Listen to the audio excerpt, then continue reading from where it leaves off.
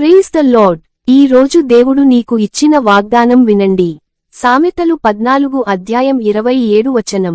యెహోవాయందు భయభక్తులు కలిగియుండుట జీవపు ఊట, అది మరణపాశములలో నుండి విడిపించును.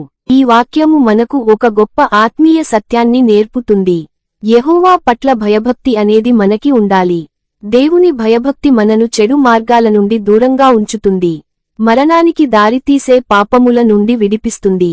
ఎవరైతే దేవుని గౌరవిస్తూ ఆయన చిత్తానుసారం జీవిస్తారో ఆ వ్యక్తి జీవితంలో, కుటుంబములో, ఆత్మలో దేవుని ఆశీర్వాదాన్ని అనుభవిస్తాడు.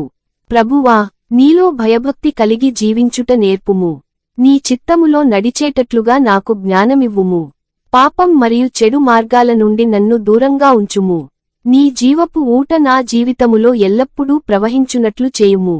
యేసు నామములో ప్రార్థిస్తున్నాము తండ్రి. ఆమేన్. మరిన్ని వీడియోలు కోసం సబ్స్క్రైబ్ చేయండి.